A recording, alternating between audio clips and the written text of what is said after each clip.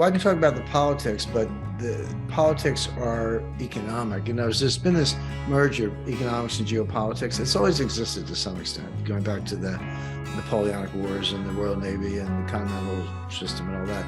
But they're more integrated than ever, to the point that financial sanctions are like F-16s. I mean, like they're frontline aggressive attack on Russia as part of the overall war effort. And we don't need to speculate about whether sanctions work or not. They don't work. They can work to a limited extent against a small or medium-sized power. They don't work against a country like Russia. That's ridiculous. They failed utterly. The Russian ruble is stronger now than it was before the war. Russia's selling all the oil they want to India, China.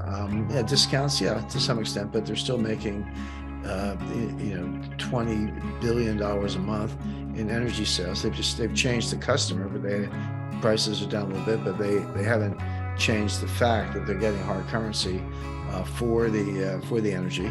And the U.S. sanctions have completely failed, except the U.S. sanctions have succeeded in hurting the United States, but they've failed in terms of hurting or deterring Russia. Well, there are only 3 countries in the world that really matter. Sorry, France, Germany, UK, Japan, you're not in the club. It's the United States, Russia, and China. Stop right there. Nuclear powers, large landmass, large population, large economies, they got the whole package. You're supposed to pick a partner and screw the other guy. In other words, and Kissinger was the genius of this. Kissinger was the one, our adversary at the time, I'm going back to the early 1970s, our adversary was the Soviet Union. Call it Russia, but it was the Soviet Union, but basically Russia. And what did Kissinger and Nixon do? They went to China. And we created a de facto alliance between the US and China to screw Russia. And it worked. In 1989, the Berlin Wall fell. In 1991, the Soviet Union was dissolved. Throughout the course of the 90s, I mean, Yeltsin was, banging back a quart of vodka a day, but they were opening up and westernizing and all that. We basically destroyed the Soviet Union and Soviet communism by aligning with China. The problem today is that China is the main enemy. That's very apparent. And so what should the United States do? Following the Kissinger playbook, we're following a good poker player. The US should align with Russia to screw China. It's got to be 2 against 1. In a 3-handed game, it's got to be 2 against 1. So your best strategy, figure out who the main enemy is, connect with the other guy, and then put the pressure on them from 2 different directions. And there was something like that happening until 2016, when Hillary Clinton, who lost the presidency, she lost because she was like the worst candidate ever and entirely unlikable and lying and a lot of other things. But she couldn't accept that. I guess most people can't. But she said, I'm going to blame Russia, because Russia hacked John Podesta's server, hacked the DNC server, leaked the emails to WikiLeaks, started this private server scandal, FBI invested. That's why I lost. Russia. And then that morphed very quickly into the Russia hoax. And not only did Russia screw Hillary, but Trump was a puppet of Putin. They had, the P-tapes, and they had him in his pocket, and he was a Putin puppet. None of which was true. That was the narrative for 3 years. When Biden came in, they got the top jobs. But these people have a vision of Russia as a vassal of the United States. And I was involved in a little bit of this in the 90s, helping to set up a Moscow stock exchange. But the idea was that they'll be just like us, rule of law, stock exchange, banks, transparency, etc. But it was looting Russia. It was destroying Russia. I was there when I saw 3 big black SUVs pulled up in front of my hotel in Moscow. And the first car, the second car, all 4 doors open, all these like thugs in dark suits with their machine guns under their coats, create this security perimeter. So I said to my friend I was traveling with, we were standing up, and I said, hey, watch this. Some oligarchs are going to walk out of the middle SUV. And they opened the SUV door, and 2 little 10-year-old girls in party dresses got out.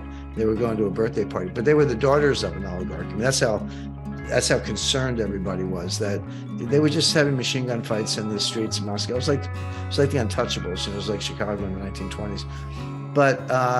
But Russians hate disorder, and they're very religious. And Putin came along and said, no, it's over. We're going to Putin or Yeltsin's gone. We're going to put the oligarchs in place. He said, you can keep your money, but keep out of politics. And if you don't, you're going to end up like Khodorkovsky. I'm going to put you in jail for 20 years as a trumped up tax charge, etc. Well, the Victoria Newlands and the Fiona Hills, who has sort of come up with this just like us vision, hate Putin. He was the guy who destroyed their dream and destroyed the ability of the United States to subordinate Russia. And so between them and Hillary, Russia ends up being vilified. It was Russia-US was the most natural alliance I can think of. They have natural resources, we have technology. They're in Eurasian landmass. We're protected by 2 oceans. We got the 2 largest nuclear arsenals in the world. If ever there was a match made in heaven, US-Russia, to gang up on China, it was perfect. But we blew it for really bad reasons. And now Russia is and Putin kind of went along. He said, you'll get over it. Come on, Hillary, give me a break. But we never did. We never let up. And so finally he said, okay, I'm with China and we're going against you. Well, that's about the stupidest position you could put the United States in, because now we're the sucker, number one. And Ukraine, I've never seen more lies in my life, and I've seen quite a few, but the American people are being lied to incessantly, repeatedly. I just shake my head. I look at the New York Times and like, are you guys on the far side of Mars? I mean, do you not know what's happening? And I think they do, but they're lying about it. The whole photo op the other day where Biden's in Kiev, I guess, and he goes outside and the air raid sirens go on like as if he's Churchill during the Blitz or something. And every reporter said they haven't run into sirens in weeks. There have been no bombing raids on Kiev, nor was Russia going to stage one with the president of the United States there. But they turned them on like it was a Hollywood thing. And this whole thing has been PR, very good PR, I will say. Remember during the early days of the war, there'd be a Ukrainian patriot in battle fatigues with an M4 rifle, and there were just these absolutely gorgeous women like defending the Ukraine, and you look at them and say, wow, she could be a model. Turns out they were models. They were actually like Vogue models posing as and I fell for it for about a day, and I said, no, actually they're models, and I found out that they were. So they're really good at PR and propaganda. They're being killed by the hundreds of thousands. The country's being destroyed. The Russians have either begun as of today or will in the coming days a major offensive, the likes of which Europe has not seen since World War II. Russia's going to take the entire east, the entire coastline, probably a slice called Transnistria in Moldova. The Poles are actually going to end up taking a little piece of Ukraine because it used to be theirs. There's going to be nothing left of Ukraine. It's destroyed. For what? Like, what did we get out of it? Other than spending, I think the last count I saw was like $150 billion, but they're still, now we're paying, we just sent the money to give all the Ukrainian pensioners a 20% raise.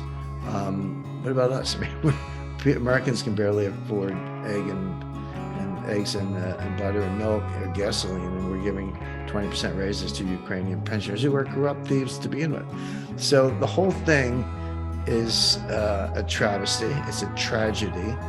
It's stupid, but we're very much on that path. And so how does that work out? Well, what's interesting to me, that the Russia-China alliance is getting stronger by the day. What's interesting to me is how many really powerful countries have maintained neutrality. India has not taken sides. Brazil has not taken sides. Saudi Arabia has not taken sides. They have not joined U.S. sanctions. They're not putting sanctions on Russia. These are rich, powerful countries. I mean, India is just past China for the largest population in the world. Brazil is a major economy. So it's kind of like NATO vassals, and they're not all on board. I mean, Hungarians don't want any part of this. Czechs have had major demonstrations. Czech Republic. So the warmongers are the usual suspects, U.S. and UK, but no one in mainstream media, mainstream analysts, or Wall Street understands what's going to happen next. What's going to happen next is going to be horrific, and Russia's going to move maybe counting logistics and supply chains and people behind the front lines all the way back to Moscow, you're looking at 700,000 people, soldiers in different capacities, probably 300,000 on the front lines who are just going to go kill Ukrainians who have managed to survive the artillery bombardments. And you don't hear any of that in the U.S. media.